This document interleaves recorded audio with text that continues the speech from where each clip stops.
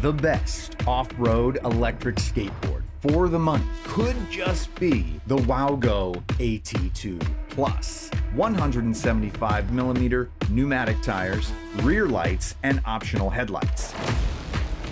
18-mile range, top speed 31 miles per hour. Made possible by two 1300-watt belt motors. This thing is a beast. When WowGo first sent me their all-terrain electric skateboard, I was like, taking this car for a drive.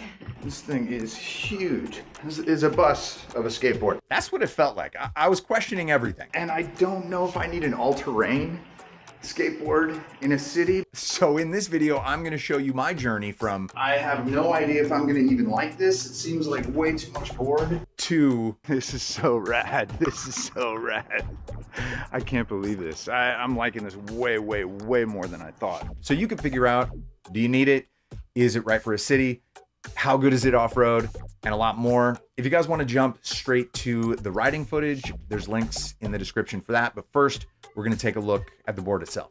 WowGo does a good job packaging their boards. The bundle they sent me costs $13.49 and includes the 120mm cloud wheels, but I'm only reviewing my experience of the 175mm pneumatic wheels, or tires in this case. And yes, they include a tire pump. So if you're just looking for an all-terrain electric skateboard, you can pick this up for $12.29. $5 off if you use my link in the description. They don't skimp on accessories. In fact, I have no idea what this is, and I hope I never have to use it. The build quality is excellent. Look at this motor guard.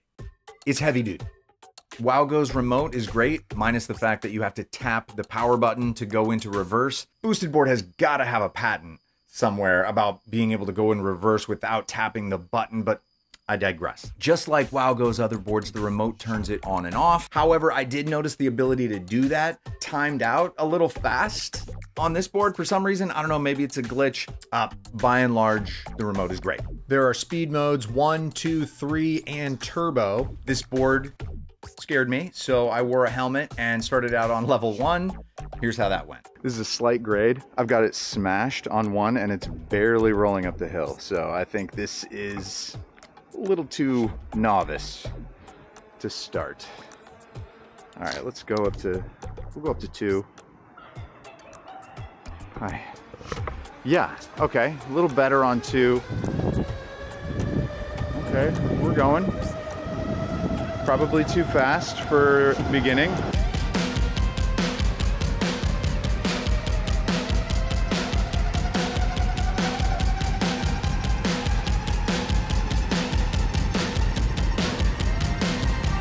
Okay, I definitely need to loosen these trucks. I will, however, say that's the most stable I've ever felt on a skateboard.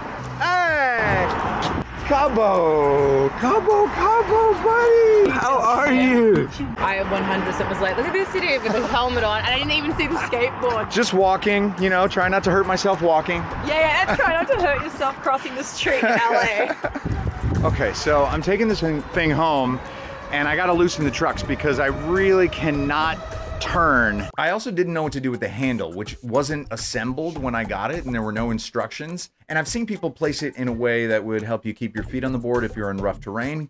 Smart, but also ballsy because it could catch your toe, and if you hit something that stops you short, you could go flying. And trust me, even with these big wheels, that's possible, whether it's a huge gopher hole or a crazy crag in the sidewalk, which happened to me. So I turned the handle around, and I think it's great for carrying the board. Who knows, if I get better at off-road, maybe I'll turn it back around. So after getting it all ready and getting used to it, I took this thing up the Hollywood Hills.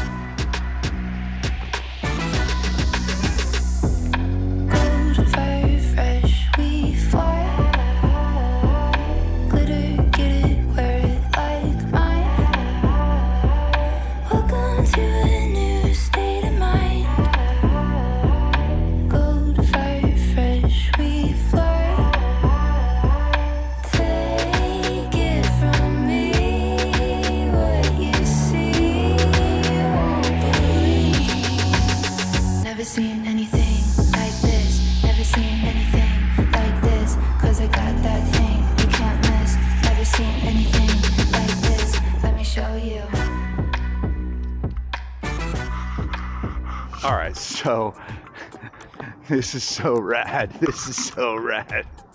I can't believe this. I'm liking this way, way, way more than I thought. Because I just powered up the Hollywood Hills over, I mean, these roads are riddled with cracks and gashes. Look at this crack.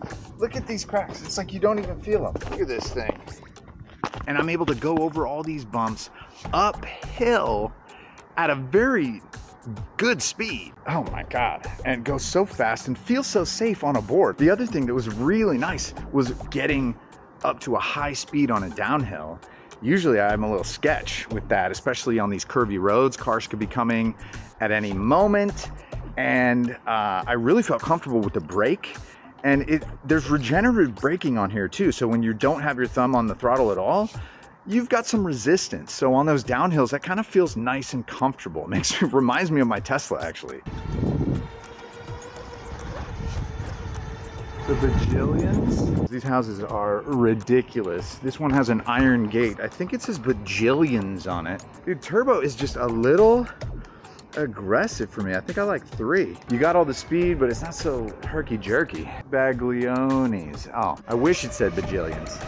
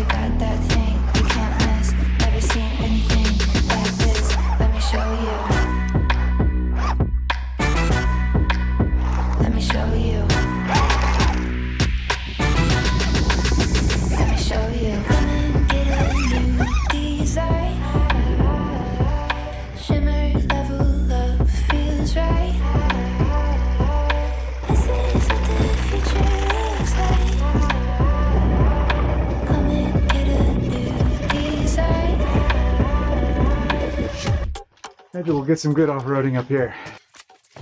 Runyon Canyon.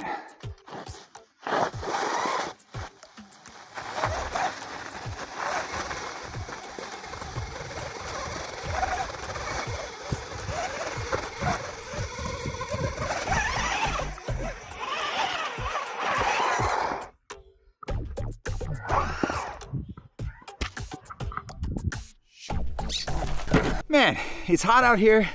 Let's talk about off-roading. I'm not used to it, so it was kind of a fun experience. And I was surprised at how well it just crushed through the grass. The thing about that is you can't see all the crazy little potholes and gopher holes and things that you're running over. And if you're going fast, there's a likelihood that you're gonna, roll over something that's gonna give you a pretty big smack. I think people are probably cruising around in the forest with like pretty well-worn trails. And I think in that case, something like this would be really fun. I tried to ride it up this hill. It did all right until we got to a little bit more loose sand, and then the wheels just spin and you just can't go. In my personal opinion, where the AT2 Plus shines, or just where any all-terrain skateboard like this shines, ironically, is on roads and city streets, and the ability to go off-road is kind of a plus. It's funny because I wore the helmet when I usually don't wear a helmet. I've gotten a lot of comments about not wearing a helmet, very dangerous. You're right. You're right. But I don't usually wear a helmet. And on this one I did, just because it just seemed like a huge beast of a machine to take out. And I was like, I better be safe on this one. But the reality is, I felt way, way, way safer on this board than I've felt on any of the other boards that I've not been wearing a helmet on. This is the one that I was like, oh, I'm not gonna crash on this thing. It's so fucking stable. Recently, I've really liked those 105mm wheels that I got on the 2 S Max. If you haven't watched that review, I'll link it in the description. And I thought that was all I need. You know, street wheels, a little bit bigger, handle some cracks. I guess the first thing I noticed with the all-terrain board was I got 0 speed wobbles. I don't think any of my other boards are capable of this speed. I was going fast enough uphill to be worried about speed wobble, but I had none. I got to top speed on this thing, just mashing it on a straightaway. There wasn't even a hint of a speed wobble. So just that right there made me a complete convert. No speed wobbles. The stability at high speeds, the stability over a bunch of rough road, and then the fact that you can go off-road here and there, it really opens up your options, opens up your feeling of confidence going anywhere and at high speeds, really. And that's fun. Like the fact that this lets you go so much faster and feel so safe in a much wider range of terrains. I mean, that's a game changer for me. That made me go from like, oh, I'll sometimes take the board to like, I want to take this thing everywhere now. So, and as far as it being sort of too heavy to carry around a city, it is heavier, but the fact that there's this handle on the front and the wheels are so big that it like just sort of bounces downstairs and over things. I mean, it's not a burden to carry around. I like the nice touch of the brake lights that pop on and off when it senses a vibration in the board. So if you set the board down, you don't have to remember to turn the brake lights off. They just go off by themselves, and then when you start riding, they'll pop on again. Thought that was a really nice touch. WowGo makes a nice controller. It's small, it's super responsive. The brakes happen when you think they should, you know, there's no delay. I've tested other boards and the brakes have a delay, and you know, I got a response from those companies like, oh, we do that for safety. And I'm like, well, I think it's way unsafe because it's not happening when I want and I have to count a delay. Like, that's crazy that they think it's safer to have a brake delay. This is gonna be right up there with the one wheel. The one wheel I love because it just sort of reads your mind. You can have both hands free. I love that. And you can go off-road and it'll handle bumps and stuff.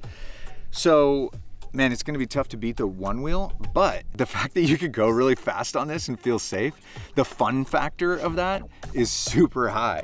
So, I don't know, I think I'm kind of in love with this board right now. So until future notice, I'm probably going with this when I step out the door. At least for now, this has got the #1 spot. Hey guys, thanks for watching the video. I want to encourage you guys to like it and comment and subscribe. It's not mandatory, obviously. You know, if I could make it mandatory, yeah, of course I would. Of course I would make it 100% mandatory with, you know, probably some steep consequences, hefty fines, maybe some corporal punishment. But since it's totally voluntary, I'm just gonna ask you politely to like, share, and subscribe. Great. And watch the next video. That is mandatory.